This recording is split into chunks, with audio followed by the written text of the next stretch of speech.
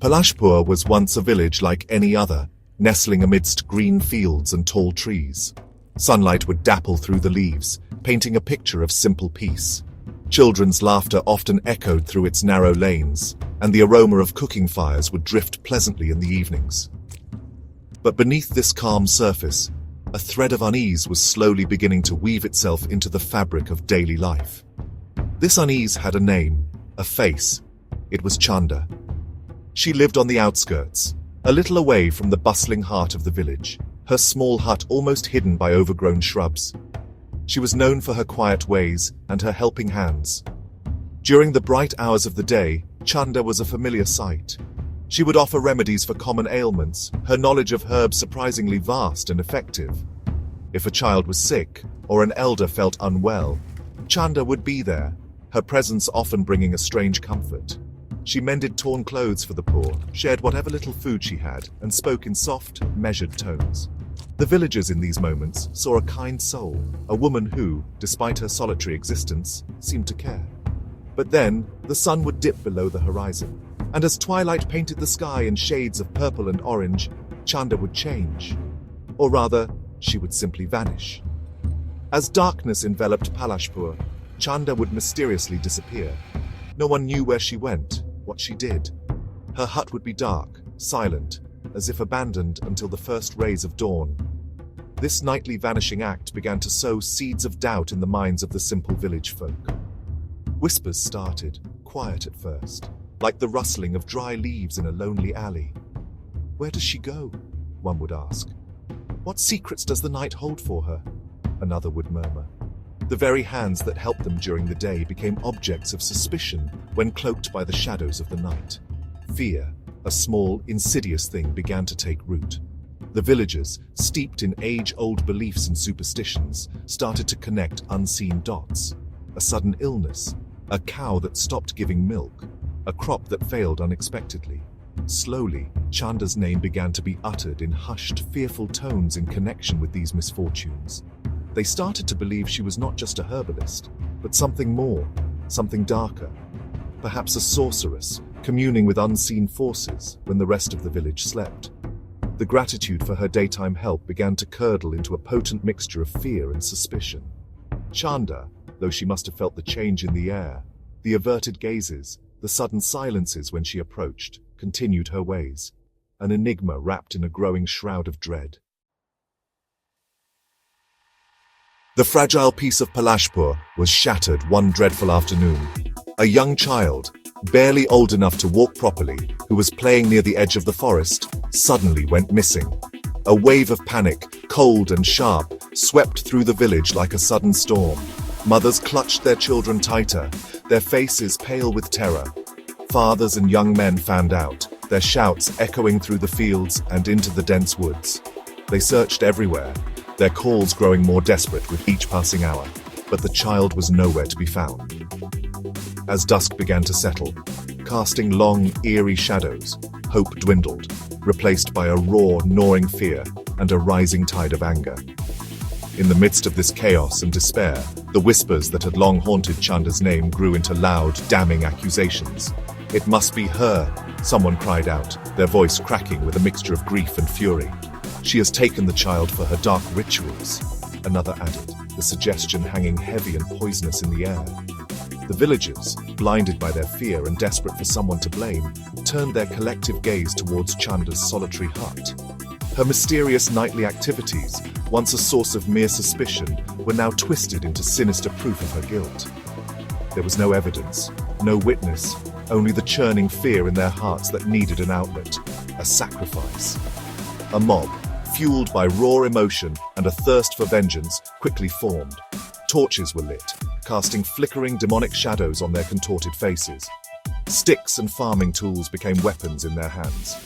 Reason had fled Palashpur, replaced by a primal rage. They marched towards Chanda's hut, their angry shouts tearing through the oppressive silence that had fallen after the child's disappearance.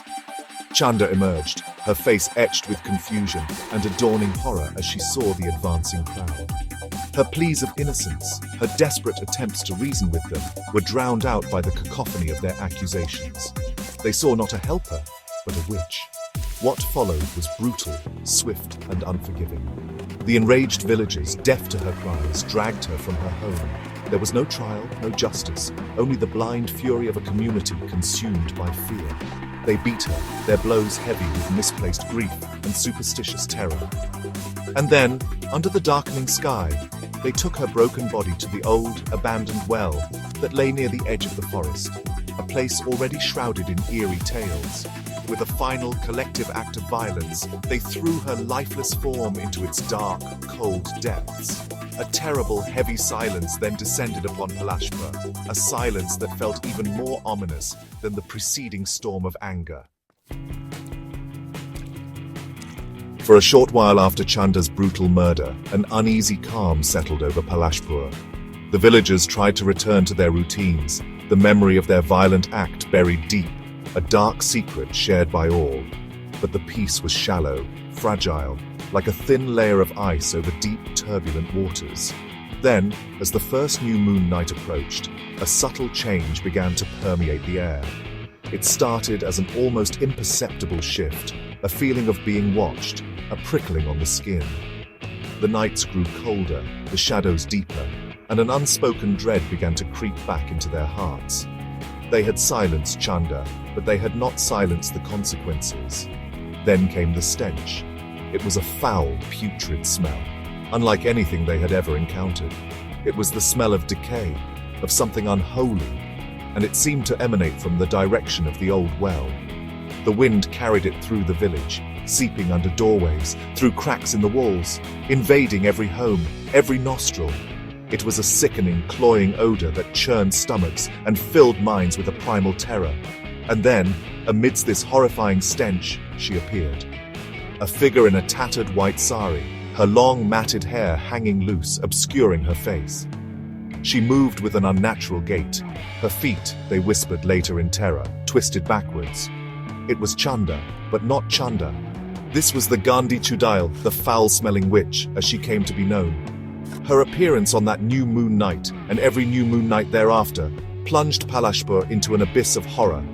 Doors were bolted, windows shuttered, but the stench and her chilling presence could not be kept out. Screams would pierce the night as she glided through the village lanes, a silent harbinger of doom. Sometimes a chilling laugh would echo, or a mournful wail that seemed to carry all the pain of her unjust death. The village that had once known peace now lived in a perpetual state of siege. The havoc she wreaked was not always physical, but it was deeply psychological. Animals would go mad with fear, their panicked cries adding to the terrifying symphony of the night. People would wake up screaming from nightmares, seeing her terrifying form in their dreams. Objects would fly off shelves, doors would creak open and slam shut on their own. The Gandhi Chudail's revenge was a slow, insidious torment, turning their nights into a living hell. Every new moon became a dreaded marker, a reminder of their collective sin and the terrifying price they were now paying. The terror was relentless, inescapable, a curse born of their own hands. Desperate to end the nightly torment, the terrified villagers of Palashpur pooled their meager resources and sought help from a renowned tantric from a distant land. He was a man spoken of in hushed, reverent tones, said to possess knowledge of the spirit world and the power to confront dark entities. When he arrived, the air in Palashpur itself seemed to tell him the story, heavy with fear and the lingering traces of the foul stench. He spent a night in meditation near the cursed well, the villagers waiting with bated breath, praying for a solution, for an end to their unending nightmare. His face, when he emerged at dawn, was grim. The tantric gathered the villagers and spoke in a low, grave voice. He confirmed their worst fears. The spirit haunting them was indeed Chanda, transformed by the violent injustice of her death into a vengeful Chudail. Her soul, he explained, was trapped between worlds, consumed by a burning desire for retribution. Her spirit will not find peace, he declared, his words falling like stones into the silence. It will continue to wander these lands, spreading its terror, until her revenge is complete. A cold dread gripped the hearts of everyone present. The tantric's words offered no easy solace, only a chilling confirmation of their predicament. But the most terrifying part of the tantric's revelation was the uncertainty it brought. Revenge against whom? The village elder finally managed to ask, his voice trembling. The tantric shook his head slowly. That is a secret her tormented spirit holds close, he replied. It could be those who directly participated in her killing. It could be those who stood by and allowed it to happen. Or perhaps, he paused, letting his gaze sweep over their fearful faces. Her rage is against the entire village that condemned her without proof, that turned her from a helper into a monster in their minds, long before they laid hands on her. This ambiguity was a fresh torment, leaving everyone under a cloud of suspicion and fear. To this very day, the curse of the chanda lingers over Palashpur and the surrounding areas. The tantric could offer no permanent solution. Only temporary wards and rituals were provided to the fight. The strange, horrifying stench still rises from the vicinity of the old well, especially on dark, moonless nights.